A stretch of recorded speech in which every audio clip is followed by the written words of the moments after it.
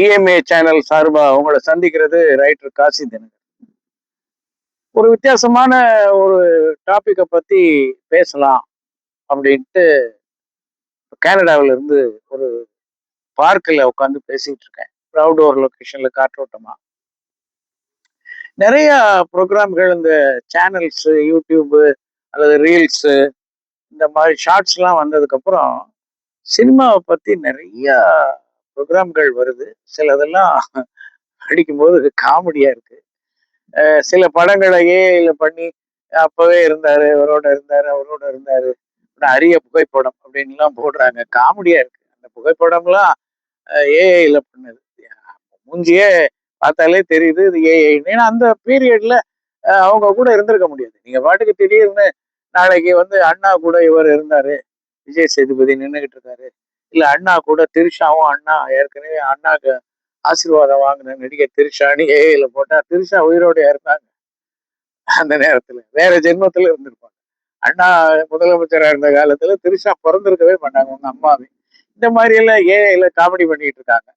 அதுக்கப்புறம் பாத்தீங்கன்னா மியூசிக், இசை சம்பந்தமான பாடல்கள்லாம் நிறைய பேர் போடுறாங்க, தப்பு இல்லை. கொஞ்சம் பிரபலமான ஆள்கள்லாம் அவங்களே பாடி போடுறாங்க. ஸ்மியூல்னு ஒண்ணு இருக்கு. சுதி இருக்கோ இல்லையோ கஷ்டமான பாடல்களை கூட அவங்க பாடி விட்டுறாங்க. கூட பாடுறவங்க திணறாங்க, அல்லது கூட பாடுற இவங்க நல்லா பாடினா கூட பாடுறதுக்கு ஆள் கிடைக்காது. ஹிந்தி பாட்டெல்லாம் பாடி அந்த இஷ்டத்துக்கு பாடி கொலை பண்றாங்க. அது பரவாயில்ல, விடுங்க, அது அவங்களுக்கு பணம் கட்டி ஏதோ பாடுறாங்க ஸ்மியூல்ல. ஆனா தனிப்பட்ட முறையில யூடியூப்ல நிறைய பேர் கர்நாடக சங்கீதம் அருமையா பாடக்கூடியவர்கள் நிறைய பேர் இதுல சில ப்ரோக்ராம் கொடுக்குறாங்க. நான் பாக்குறதுல எனக்கு ரொம்ப பிடிச்சது மது ஐயர்.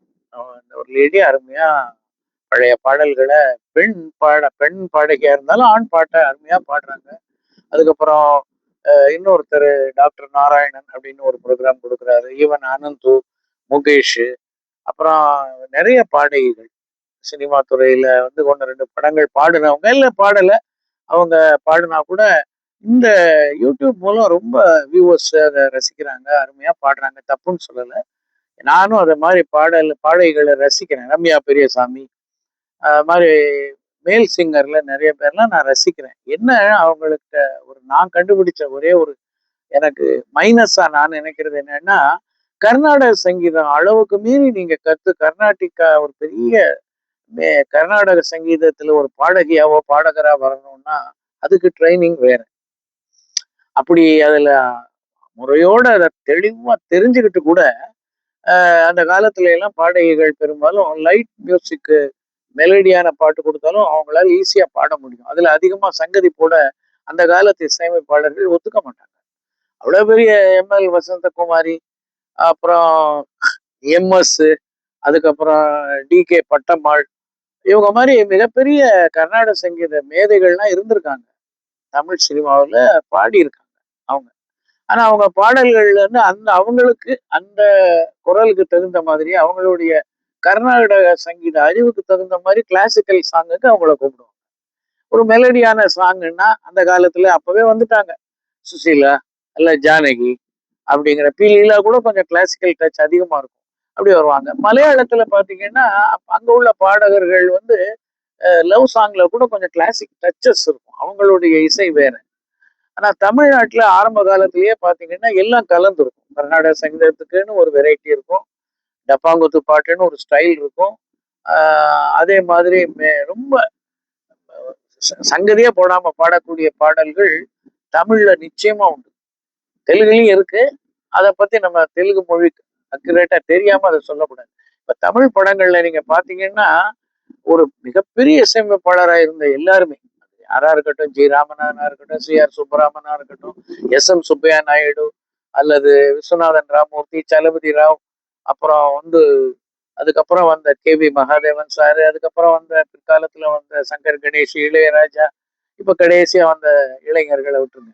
இளையராஜா வரைக்கும் பாத்தீங்கன்னா கிளாசிக்கல் டச்சா ஒரு டியூன் போட்டாங்கன்னா அதுக்கு உள்ள பாடகிகளை போடுவாங்க, இல்லைன்னா அவங்கள அது மாதிரி பாட சொல்லுவாங்க.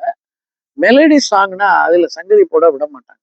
அது நிறைய பேருக்கு அந்த டிராபேக்ஸ் இருக்கு. அதாவது ஒரு உதாரணம் பாருங்க, சின்ன வயசுல இருந்தே எனக்கு இசை ஞானம் உண்டு, கேள்வி ஞானம் உண்டு, ராகங்கள் ஓரளவு தெரியும், பாடுவேன், போட்டிகள்ல எல்லாம் பரிசு வாங்கியிருக்கேன். அந்த துறையிலேயே தீவிரமா போல. ஆனா ஒரு பாட்டை ஒரு டியூனை போட்ட உடனே இது இந்த ஹிந்தியில இருந்து எடுத்திருக்காங்க, இது இங்கிலீஷ் டியூனுங்கிறதெல்லாம் என்னால சொல்ற அளவுக்கு உண்டு. சொந்தமாவும் கம்போஸ் பண்ண முடியும், லிரிக் எழுத முடியும், பாட முடியும். அந்த துறையில போல. ஆனா அந்த காலத்துல நீங்க பாத்தீங்கன்னா ஹிந்தி பாட்டுகள் அப்படியே தமிழ்ல போடுவாங்க, ஆங்கில பாடல்கள் அப்படியே தமிழ்ல போடுவாங்க, அதெல்லாம் ஓகே. ஆனா பாடகர்களை கரெக்டா செலக்ட் பண்ணுவாங்க. இந்த பாட்டுக்கு இந்த பாடகர், இந்த பாடகி. இப்ப ஜெமினி கணேசனுக்கு பாடுனா இதுக்கு ஏம் ராஜா தான் சூட்டபிள் அப்படின்னா அந்த காலத்துல இருந்தே அதை அடாப்ட் பண்ணாங்க. அதுக்கப்புறம் அவர் ஏம் ராஜா மியூசிக் டைரக்டர் ஆனதுக்கு அப்புறம் அவர் அவாய்ட் பண்ணதுனால பிபி ஸ்ரீனிவாஸ் வந்தார். ஆனா பிபி ஸ்ரீனிவாஸ் வந்து சிவாஜி கணேசனுக்கு பாடி இருக்கிறாருன்னா ஏதோ ஒரே ஒரு படத்துல பாடி இருக்காரு, ஈடுபடல. எம்ஜிஆருக்கு பாடி இருக்காரா, பாடி இருக்காரு, நிறைய பாடல பாடி இருக்காரு. பாசத்துல எல்லாம் பால் வெண்ணம் பருவம் கண்டு எல்லாம் எம்ஜிஆருக்கு பாடினது பிவி ஸ்ரீனிவாஸ் தான். விஸ்வநாதன் ராமூர்த்தி இன்ட்ரடியூஸ் பண்ணா கூட. ஆனாலும் எம்ஜிஆருக்கும் சிவாஜிக்கும் T M Soundararajan, even SSR எல்லாருக்கும் டி எம் சௌந்தரராஜனுடைய குரல் பொருந்தின அளவுக்கு பொருந்தலை. அதுக்கு முன்னால திருச்சி லோகநாதன் இருந்தாரு, சிதம்பரம் ஜெயராமன் எல்லாம் பாடியிருக்காரு. இருந்தாலும் டிஎம்எஸ் தான் எம்ஜிஆருக்கோ சிவாஜிக்கோன்னு பிக்ஸ் ஆச்சு. அந்த குரல் பொருந்துச்சு, அவங்களே பாடுற மாதிரி இருந்தது.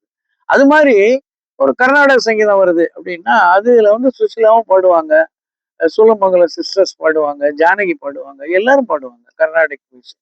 அந்த மாதிரி பாட்டுகள் வரும்போது அதுக்கு ஆம்பளை பாடகர்கள்ல டிஎம்எஸ்க்கும் கர்நாடிக் சங்கீதம் நல்லா பாட வரும், திருச்சி லோகநாதனுக்கு வரும், சிதம்பரம் ஜெயராமனுக்கு வரும். நாடக கம்பெனியில இருந்த காலங்கள்லயே அவங்க எல்லாம் சங்கீதத்தை முறையோட கத்துக்கிட்டாங்க. அதனால அவங்களுக்கும் கர்நாடிக் அருமையா வரும்.